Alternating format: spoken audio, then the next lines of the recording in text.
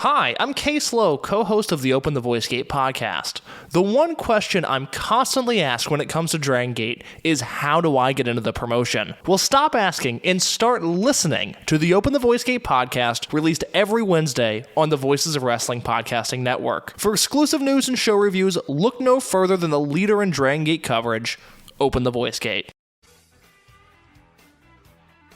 Hello, Voices of Wrestling listener. Dave Ryan here. Have you ever wondered to yourself how many hidden gems are hidden away inside the last years of World Championship Wrestling? Have you ever asked yourself how many tenuous gags can be made about the name Mike Enos? And have you ever thought about what it sounds like for two Irishmen to interpret a very chaotic company through its B-show? The answers to all this and more are just a click away. Check out Days of Thunder every second Thursday on the Voices of Wrestling podcast network.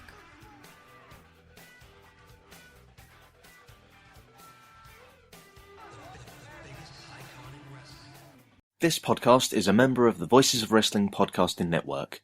Visit voicesofwrestling.com to hear the rest of our great podcasts, as well as show reviews, columns, opinions, and updates across the world of wrestling.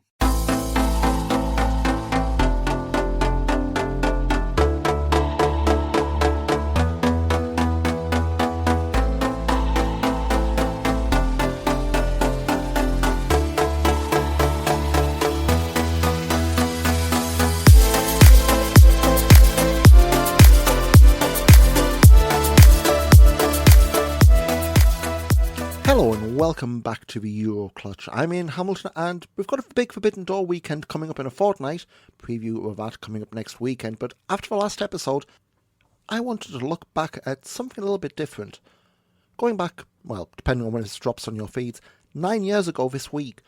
A show where your call really did have 1,000 fans packed into it for a moment in British wrestling history. But first, we've got to go back to a little bit more than 9 years ago. May 27, 2016, Korakuen Hall in Tokyo. Best of the Super Junior 23, Night 6. Not the first place you'd think of, but bear with me. Will Ospreay against Ricochet, a match that broke a lot of brains, mostly by way of GIFs. Sorry, GIFs if you want to be pedantic about pronunciation. Long before New Japan and TV Asahi went crazy for ban hammer on Twitter, this was a match which, both people back in the day remember, got a lot of attention. A match with exchanges between Ospreay and Ricochet that were maybe a little too gymnastic, but very much attention-grabbing. And, like I say, back in the ye olde days of Twitter, where people were sharing GIFs and all that with abandon, it pretty much took over the discourse for the day. Now, a lot of those did come through to the mainstream. I think stuff like SportsCenter picked it up, and of course you had the old school of wrestlers, as they want to do, bemoaning about how kids these days don't know how to work. And look, a lot of people at the time, I would have been one of them, took issue with it. One of the main issues of the match was the selling. I know, right? Ospreay and Ricochet selling. But it was one of the things which people wanted to peel behind, the flashy backflips and what have you. What's the point in doing those if, in the moment, especially in the GIFs, you're not really seeing the side effects of those. Of course, you had your Jim Cornettes of the world, really, taking fire over it. One such aggrandizer who maybe didn't expect back then was Vader.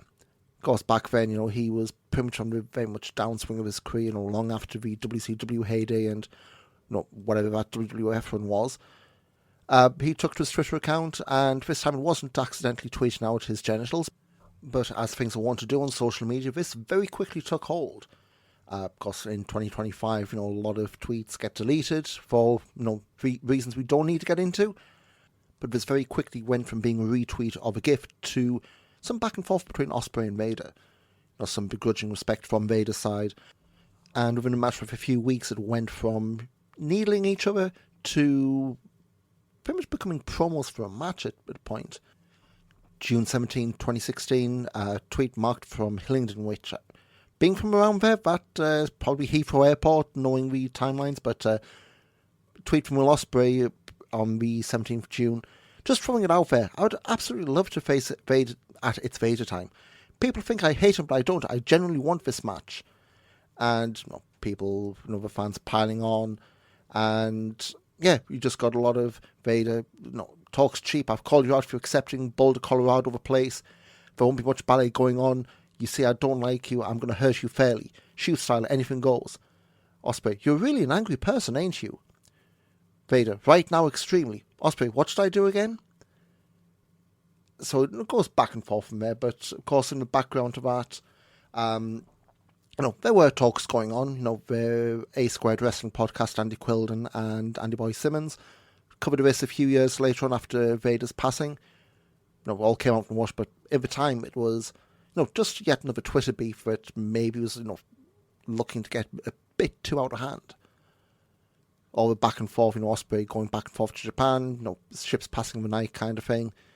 Eventually, all this came into a head, and the morning of June 26, 2016, not even 9 days after the Vader, I want this match tweet, RevPro posted an announcement for something called Uprising. It was going to be August 12th, 2026, with two faces on the poster, Vader, Will Ospreay. Needless to say, tickets for that show absolutely flew out the window. 2025 prices, £22 per floor seat. You ain't getting into many big shows for that money, let alone, a floor seat or anything like that. That meant, you had easily 1,000 people in your call, a legit 1,000, not the 700, bumped up to 1,000 for the sake of a nice round number. But the atmosphere inside the famous Bethnal Green venue that night was white hot, of course, middle of summer. The weather was more than helping it there. But this was a card which could have been a one-match show, and they had quite a few undercard to boot. And from a personal point, this was around the time I was starting to get back into wrestling. I think my first live show was a few months earlier at the garage in Islington, back for those old Progress Endeavour shows. I'm not going to go too off track by reading the card from March 2016, but a couple of names still pushing on as I'm recording this in 2025.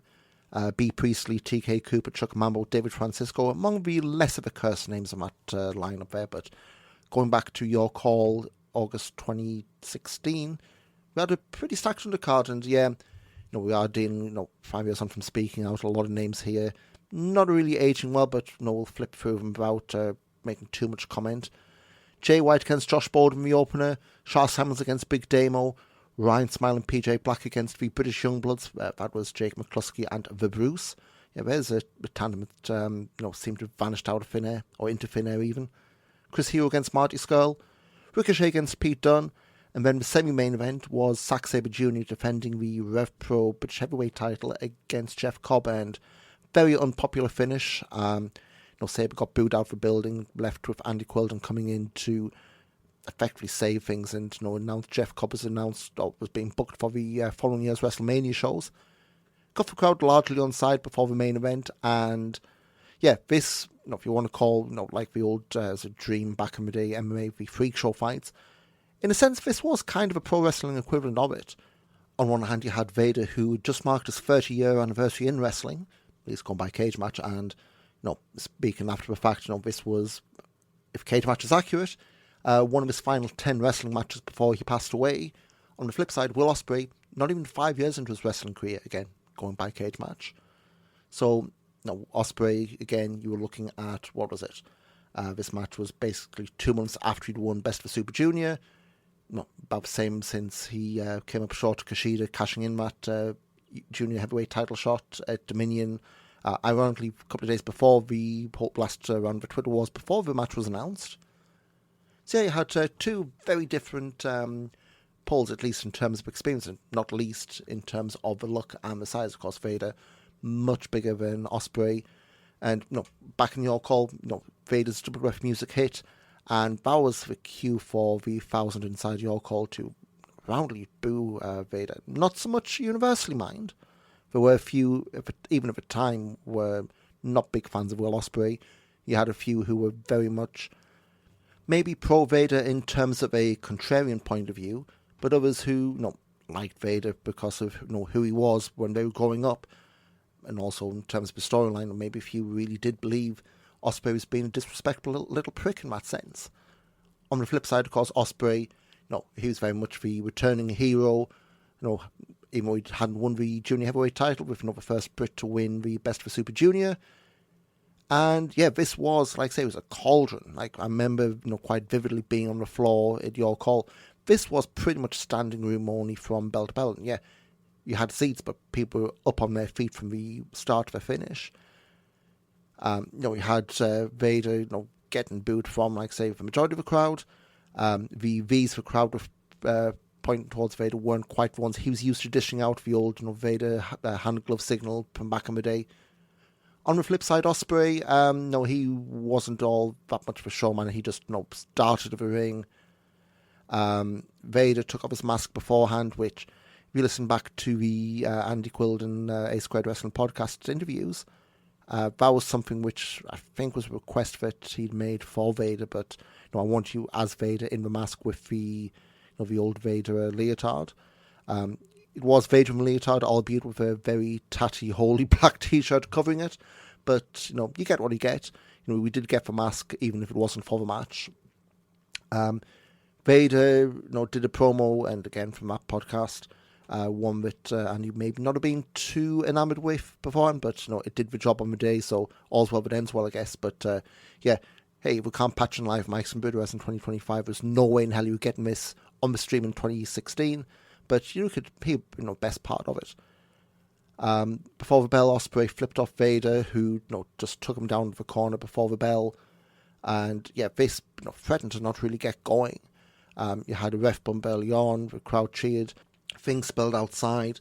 Shout out if you spotted it, contender era, Dan McGee, Rob Elias in the crowd or at ringside, trying to separate Ospreay and Vader to no avail. They did put some space between, but Ospreay hit the ramp and did a big flip dive off the ramp towards Vader in the ring, which, if you've seen Ref Pro Your Call, you can kind of picture that better than I can describe it. It was more like a running cannonball from what I recall, but things then went sour. Vader got hold of Ospreay, dragged him up the ramp towards the stage. One choke slam off the stage through the commentary table, and it was just absolute bedlam. Crowd absolutely electric. Shit, Vader's ruined this big match where we wanted. Vader hates him that much. He's willing to kill him by throwing him through a table. Of course, pro wrestling, we know what it was. You had medics there, checking on Ospreay. The Rev Pro production of the times, basically with two Andys on a Zoom mic recording. Andy Quilden, abandoning commentary to check while Andy Boy Simmons, kept hold of that Zoom mic and kept doing some commentary while things were going on. Ospreay, of course, wasn't going to be down and out. He got up, he crawled off the commentary table back towards the ring, and we had our match. And this was this pretty much it was a lot of smoke and mirrors, and it was always going to be. Will Ospreay 5 years in, not quite as seasoned as he would become. Vader, unfortunately, a few years away from, the last match of his career, really.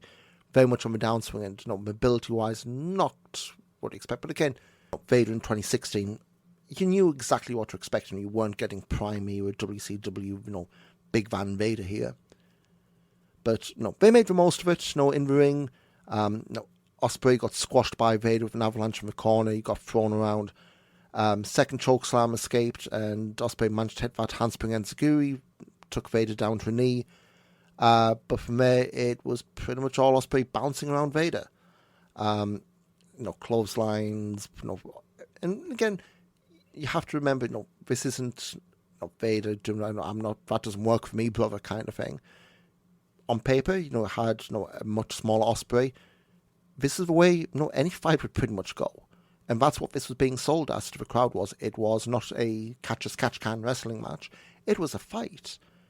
So, while people were maybe not quite so enamored with, this isn't going to be a classic contest, but it wasn't meant to be. And to Rev Pro's credit, we did have stuff, kind of dovetailing out of it. Ospreay did try and get back into it. We ended up with another ref bump with a running drop kick, basically having Vader squash referee Chris Roberts. And then we get, I guess in 2025, unfamiliar music, if you've not been a fan then. Pete Dunne came out to not the music you would more associate him with. Back in Rev Pro, he had a much different song to, we had Progress, and ultimately woke up morphed into his WWE track. Pete Dunne comes out, attacks Ospreay with the drop dead, what's now called the bitter end. Can't say drop dead, it's not PG. But then we had, I guess, the start of the meme there with Pete Dunne shaking hands with what people called at this time his wrestling dad, Vader. Because this was all meant to, spin off to a, Ospreay and Ricochet against Pete Dunne and Vader match down the line. Didn't happen, of course. But, it kind of fit in the Rev Pro storylines at the time. You had Pete Dunne and Will Ospreay feuding over Ospreay's Cruiserweight title. And you wanted a little nugget of context. A few weeks later, we had those two meeting in what would be Ospreay's one and only successful title defence.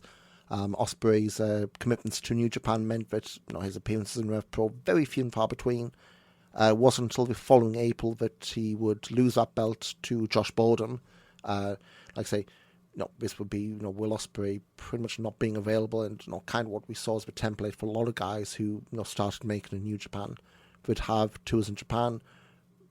Certainly the big York Hall shows wouldn't fit around their availability, so you had belts on guys who largely weren't around, such as Life.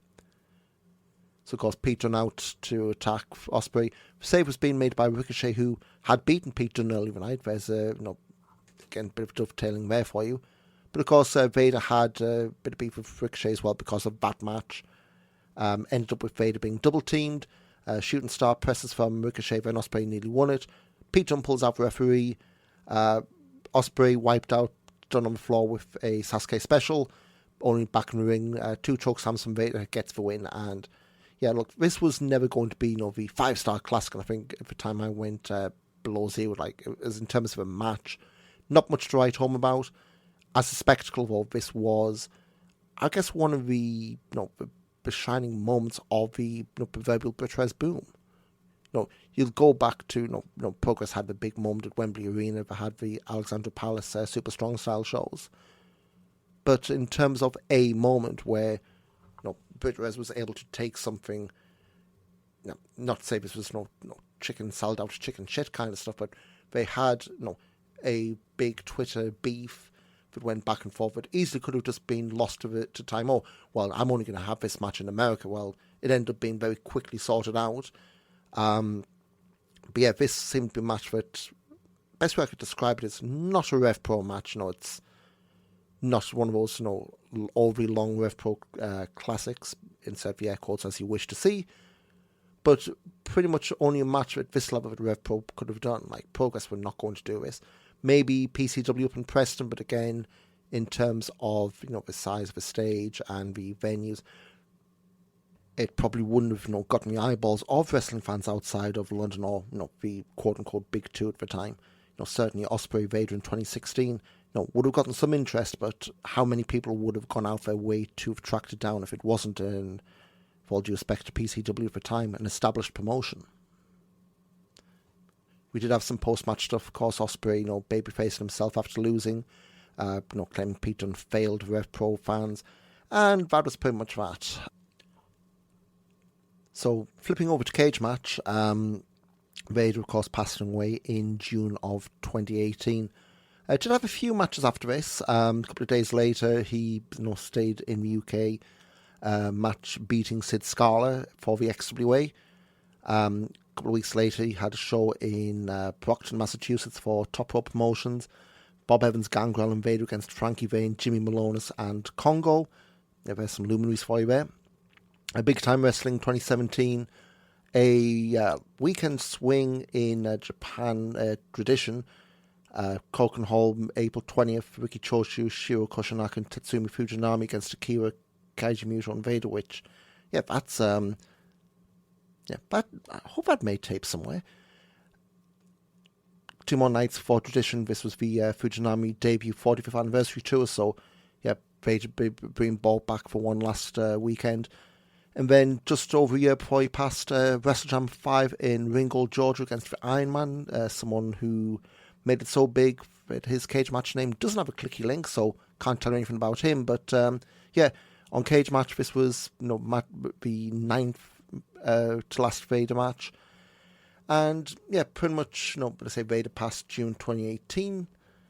And pretty much a week or two later, that A Squared Wrestling Podcast, of course, no longer around, but Andy Quill and Andy Boy Simmons pretty much did like an in memoriam, reminiscent podcast on the whole Vader Ospreay stuff.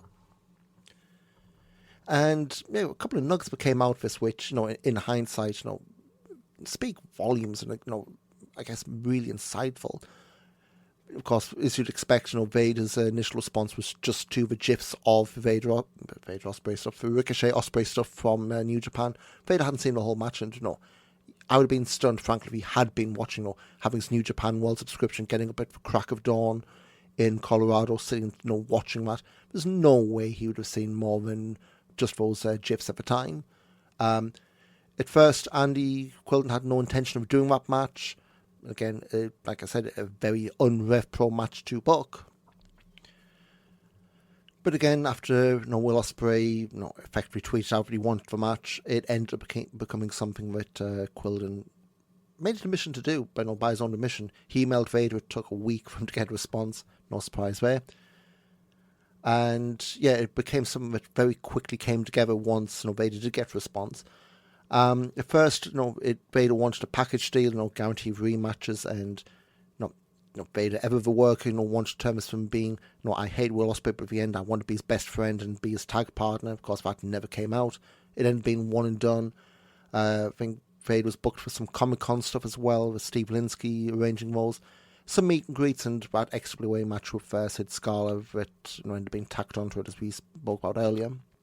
At the time, as you'd be surprised, well, maybe not so much knowing how internet fans are, there was a fair bit of backlash once this match was announced. This isn't Rev Pro. How dare you book this? I'm not buying a ticket to this. Thing was, you're always going to get backlash like this, especially around Rev Pro. They always seem to be, something more lightning out of this kind of stuff. But, Andy stuck to his guns with this one. And, the idea of getting a lot more of the quote-unquote casual fans buying a ticket to this, they had to see the undercard. You weren't coming in just for the main event, and this was the proverbial show where you came for the main event, and that undercard sold you on the promotion as a whole. Something I think Andy claimed, in this podcast, 70% of ticket buys for this, so 700, were first-time Rev Pro fans. Whether that's accurate or not, it's a hell of a stat to trot out if that is the case. Someone I didn't remember, but apparently this was the case, they were going to do like I guess we call it now, press conference, a face-to-face event with Ospreay and Vader, try and drum the pipe for the event. Got called off due to low sales. Now, I don't even remember that being a thing back then. Now, granted, I wasn't as terminally online as I am now, but, you would have thought it would have been at least some, mention or whisper of this. But, yeah, apparently it was a thing. Just, I have no memory of it. Getting towards showtime, there was a little bit of, bumps in the road. Vader, not quite sure whether he needed a passport, pulling a full AR Fox there, ended up being sorted out. And something else we did sadly miss out on was the classic WCW era steam mask. Now, I don't quite know how that would have gotten through customs and how that would have looked in your call, but yeah, one little detail of it, had even been possible, would have been nice to have had, but sadly, we got what we got pretty much.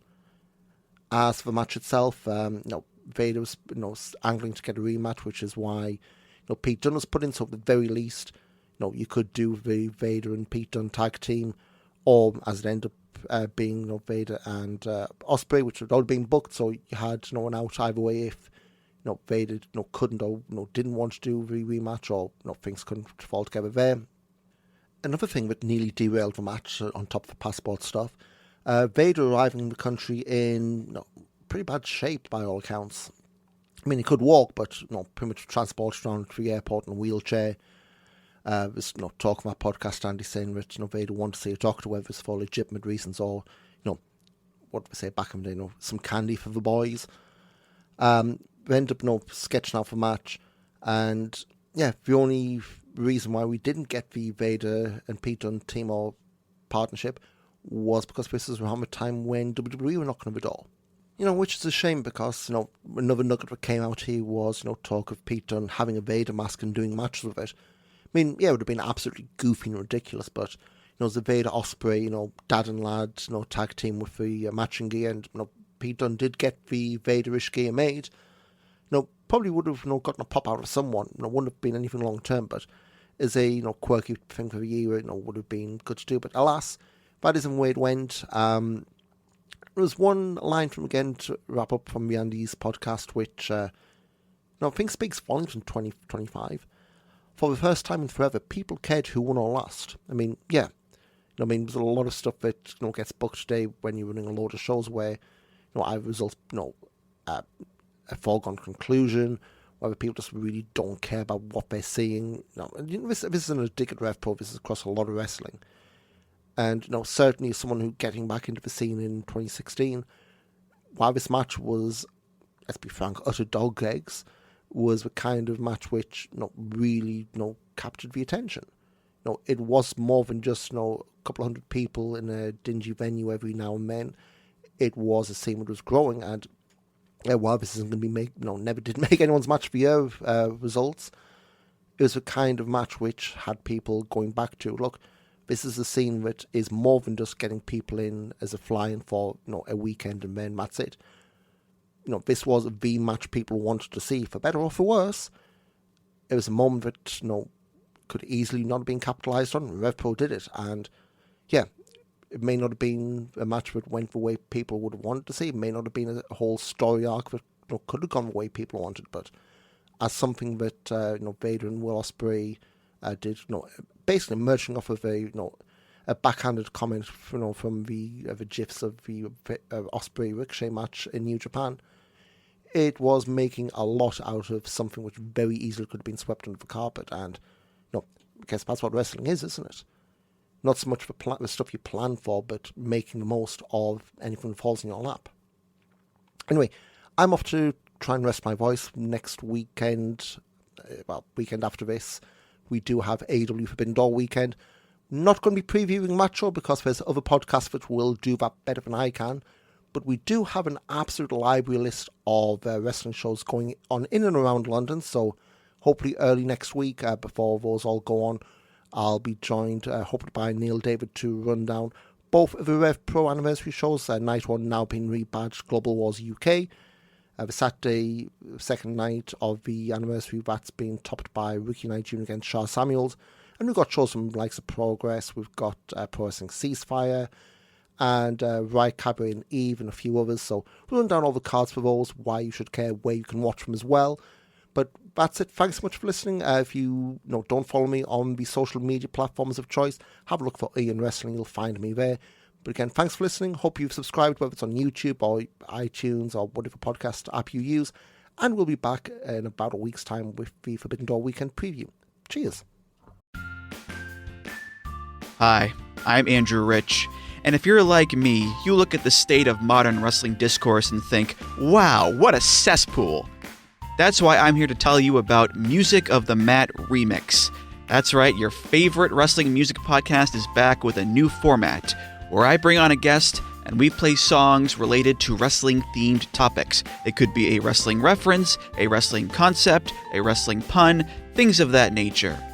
Now you might be saying, Andrew, that is a very, very tenuous connection to pro wrestling on a wrestling podcast network. Is this just an excuse to hang out with your friends and talk about music and ignore the rest of the wrestling landscape? Yes. Yes, it is.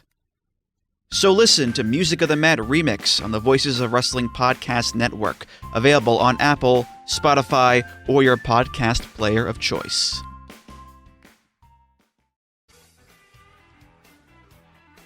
Hello, Voices of Wrestling listener. Dave Ryan here. Have you ever wondered to yourself how many hidden gems are hidden away inside the last years of World Championship Wrestling? Have you ever asked yourself how many tenuous gags can be made about the name Mike Enos?